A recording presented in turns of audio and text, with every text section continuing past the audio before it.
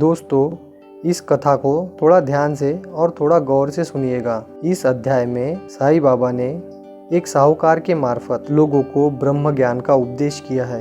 इस अध्याय में साईं बाबा के अमूल्य वचनों का वर्णन है। अगर आप इस वीडियो को पूरा देखेंगे तो आपको ऐसा अनुभव होगा कि साक्षात साईं बाबा ही आपको उपदेश कर रहे हैं। तो साईं बाबा का उपदेश जानने के लिए इस वीडियो को पूरा अवश्य देखें। श्री साई सच्चरितमानस अध्याय 16 और 17वां। इस किताब में बताया है कि इन अध्यायों का पाठ करने से इम्तिहान में यश की प्राप्ति होगी और दैवी मार्गदर्शन मिलेगा। अध्याय 16वां और 17वां। कथा है, मन है धन में तो कैसे मिलेंगे भगवान। साईं बाबा के पास आने वालों में ज़्यादातर लोग रोज़ाना ज़िंदगी में मुश्किलों से घिरे हुए होते थे। कोई बीमार, कोई गरीब, कोई औलाद से वंचित, तो कोई कुछ सवाल लेके आते थे और बाबा भी उन्हें विमुख नहीं लौटाते। एक दिन ऐसा ही एक आदमी आया। उसे ज़िंदगी में किसी चीज़ की कोई कमी नहीं थी। वह रात दिन धन जुटाने में ही लगा रहता।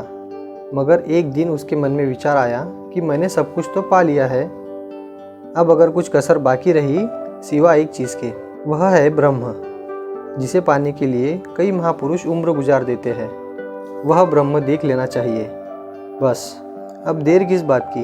शिरडी में साईनाथ जी ब्रह्मज्ञानी हैं, उनके पास जाकर ब्रह्म देख लूँगा तो फिर कुछ पाना बाकी नहीं रहेगा। यह उसने एक दोस्त को बताया तो उस दोस्त ने उसे बहुत समझाया। कहा, यह कोई आसान बात नहीं है। जो राजमहल छोड़ के चले गए उन्हें भी ब्रह्म नसीब नहीं हुआ, लेकिन तू तो कभी एक पाई भी नहीं छोड़ता, तो प्रपंच में रहकर तुझे ब्रह्म कहाँ से मिलेगा। अच्छा होगा अगर तू ये विचार छोड़ देगा। लेकिन यह बात साहूकार न माना। वह तुरंत एक तांगा लेके शिरडी आ पहुंचा। शिरडी आने पर सीधा बाबा का दर्शन लेके उसने बाबा से ब्रह्म देखने की बात छेड़ दी और बोला, बाबा आप पहुँचे हुए संत हैं, आप साक्षात ईश्वर हैं। यह आपके बारे में सुनकर मैं आपके पास आया हूँ। आप मेहरबान होकर मुझे ब्रह्म दिखा दीजिए बस। बाबा मुस्कुराए और बोले, तू बिल्कुल फिक्र मत कर, तुझे मैं ब्रह्म दिखा दूंगा। अरे यहाँ आने वाले सब प्रपंच की बातें ही मांगते हैं, यह ब्रह्म मांगने वाला तू एक ही निकला, इसलिए मैं तुझसे बहुत खुश हूँ। मेरे लिए ब्रह्म दिखाना मामूली बात है। दोस्तों, यहाँ पर श्री साईं बाबा का उपदेश है, इसे जरा गौर से सुनिएगा। फिर आगे बाबा बोले, यह ब्रह्म ही इस दुनिया की मूल वजह है।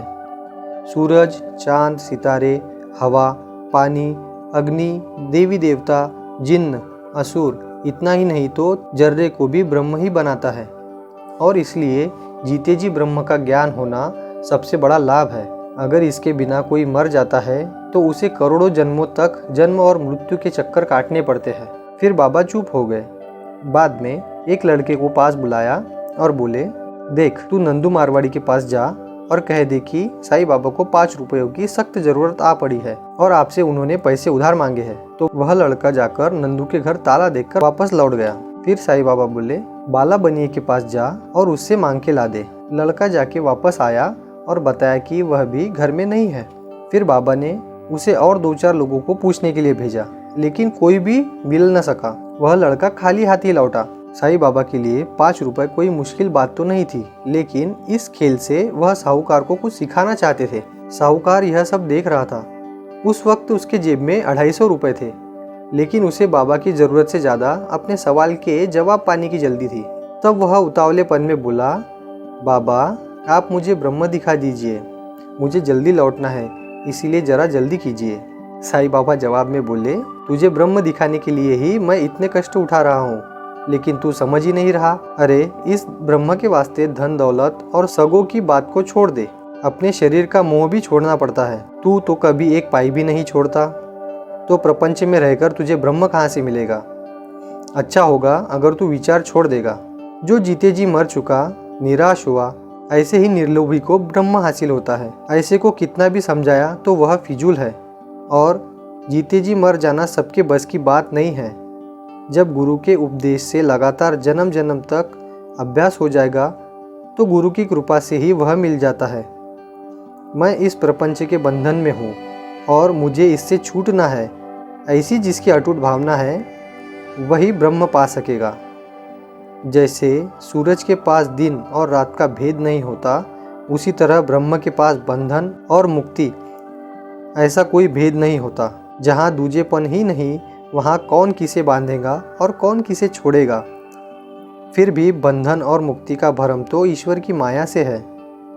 उस गुण माया से जीव लिपट गया तो यह भ्रम उसे छोड़ता नहीं। जो खुद को करतार समझकर चलता है उसे स्वर्ग और नरक यानी सुख और दुख की अनुभूति होती है, और फिर ऐसे ही उसकी हवस बढ़ती है। यह शरीर ही मैं हूँ ऐसी जिसकी कल्पना है, जो खुद को अलग महसूस करता है, उसे ब्रह्म का अनुभव कभी नहीं आएगा। सब इंद्रियों सहित मन भी जो ईश्वरार्पण करेगा, तब कहीं जाकर उस पर ईश्वर कृपा करते हैं, और ऐसा ब्रह्म स्वरूप महात्मा धन्य है। ब्रह्म कायम, सबसे अनादि और अखंड है। उसे आना जाना, बढ़ना घटना, होना न होना ये बातें नहीं छू सकती। वह कहने समझाने से परे है। कायनात की हर चीज़ उसकी बदौलत है, और ओम उसकी पहचान है। जहाँ वेद पुराण भी उसकी थाह नहीं पा सकते, तो विवाद करने वालों की बात ही क्या। उन्होंने लाखों कोशिशें की तो भी कुदरत के बंधन से वे नहीं छूटेंगे, और इसी कारण निराश और उदासीन जो होता है वही मुक्ति के काबिल होता है।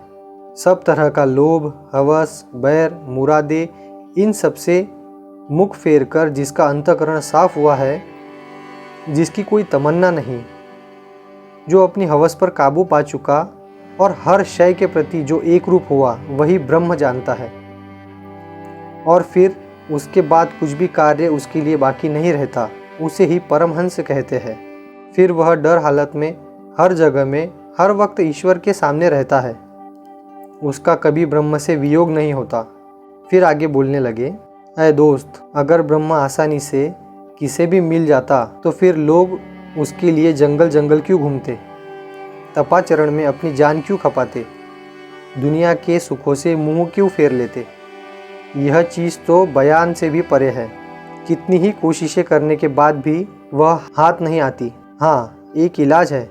अगर साधु संत, महात्मा, परमहंस, जोगी, वली आदि की अभिमान छोड़ के सेवा की जाए तो वे ब्रह्म नाम की चीज़ दिखा सकते हैं। जब लाख कोशिशों के बावजूद तपस्वियों के लिए भी जो दुर्लभ है, वह तुझ जैसे लालची आदमी को कैसे मिलेगा। जिसे धन, कामिनी का लालच है, उसे ब्रह्म प्राप्ति हरगिज नहीं होगी, यह खूब जान ले। जो हमेशा दुनियादारी में ही अटका है, उसके लिए यह नामुमकिन है। पहले तो प्रपंच छूट जाए। इस दुनिया को अपने जैसा ही देखना और सबसे वैसा ही प्यार करना जरूरी है। फिर यह समझ ही आदमी को ब्रह्म अनुभूति की तरफ ले जाती है।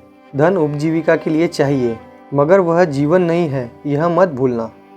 वह आज है, कल शायद नहीं रहेगा, लेकिन ईश्वर ऐसा नहीं। वह हमेशा अपने सामने ही है। देखने की नज़र पैदा करनी चाहिए, और मौत तो हमेशा सामने रहती है। कब मौका पाते ही उठा लेगी क्या मालूम।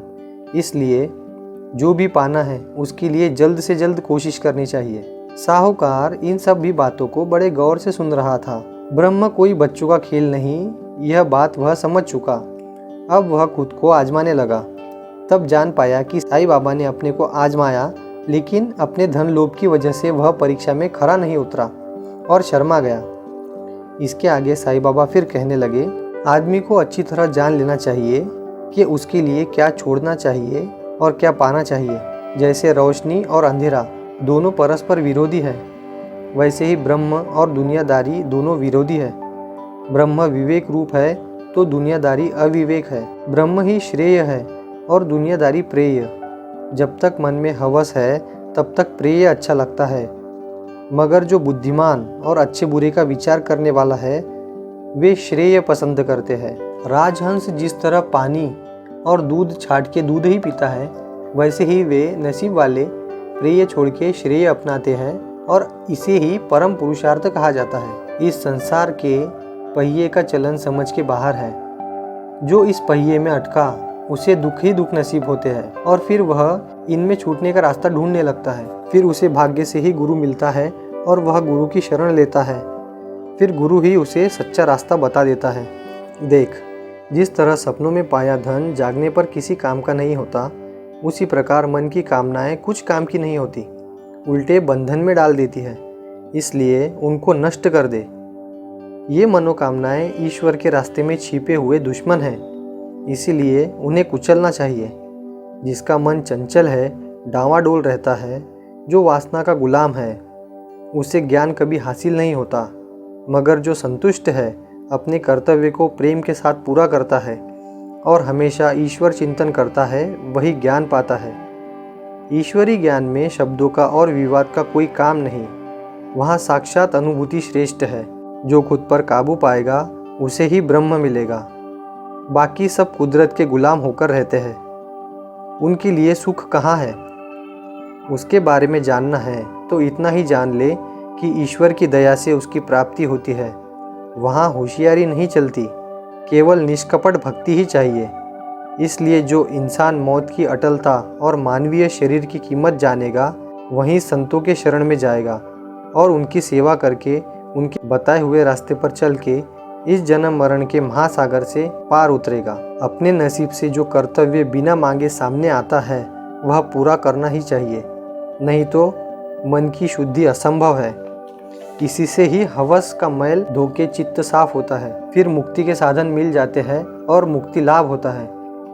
जो सब कुछ छोड़ के अनन्यता भाव से सद्गुरु की शरण में जाता है, उसी का जीवन धन्य होता है। आदमी का अज्ञान ही प्रपंच है। जहाँ अज्ञान गया वहाँ प्रपंच भी गया। ऐसे महात्मा निराभिमान होते हैं। वे हर तरफ ईश्वर को देखते हैं और इसीलिए वे अच्छा बुरा, पाप पुण्य, सही गलत, सुख दुख, फायदा नुकसान, दोस्त दुश्मन, इन सब चीज़ों से भी पार पहुँचे हुए होते हैं। वे सब में ईश्वर के बिना कुछ देखते ही नहीं। उन्होंने प्रपंच का स्वरूप जानकर उसकी नश्वरता समझी है। इसीलिए वे सुख के लिए तरसते नहीं और दुख से चिंतित नहीं होते। उन्हें भगवान कृपा करके अपने पास स्थान देता है। यह सब सिर्फ मानवीय शरीर में ही संभव है। इसीलिए देव देवता, गंधर्व और परलोक में रहने वाले बड़े बड़े महात्मा भी धरती पर मानव जन्म की तमन्ना रखते हैं। वह साहूकार बड़े ही ध्यान से यह सब बातें सुन रहा था तो बाबा एकाएक बोले, तेरे जेब में 250 रुपए है ना, या नहीं, जरा देख तो। यह सुन के उसने वहीं सबके सामने पैसे निकालकर गिने तो बराबर 250 रुपए थे। वह यह देख के बाबा के चरणों में गिरा तो साईं बाबा बोले, अभी तेरे मन में धन की हवस है, उसके छूटे बिना कैसा ब्रह्म। ध्यान में रख, जिसने ये दुनियाई चीज़ें नहीं छोड़ी उसके लिए ब्रह्मलाभ संभव नहीं। जो इनसे छूट गया ऐसा उदासीन ही ब्रह्म पाता है। इस चाहत की ब्रह्म से पक्की दुश्मनी है। लोभी के मन में धन के सिवाय दूसरे किसी के लिए कोई जगह नहीं होती। वह धन के लिए कुछ भी करेगा, फिर वहाँ सुख और शांति कहाँ। यह लोभ सर्वनाश करता है। ऐसा आदमी हमेशा बुरी करतूतों से घिरा होता है। उसे अच्छे बुरे का कोई ज्ञान नहीं होता। संतों के पास जाने पर हर किसी को हर चीज़ नहीं मिलती। वे मांगने वाले की काबिलियत देखकर जो उसके हित में होगा वही देते हैं। मेरे पास सब कुछ है, भरा हुआ भंडार है मेरा। मैं किसी को कुछ भी देने के लिए स्वतंत्र हूँ, लेकिन मांगने वाले की कुव्वत देख के ही मैं देता हूँ। अगर तुम मेरी बातों पर गौर करोगे तो तुम्हारा कल्याण होगा। इस पवित्र मस्जिद में बैठकर यह फकीर कभी झूठ नहीं बोलता। इस तरह उस साहूकार के बहाने बाबा ने लोगों को उपदेश किया। वह साहूकार भी बाबा को प्रणाम करके अपने गांव वापस चला गया। ओम साई राम। इस प्रकार यहाँ पर श्री साई सच्चरितमानस ग्रंथ का 16वां और 17वां अध्याय पूरा हुआ। ओम साई राम।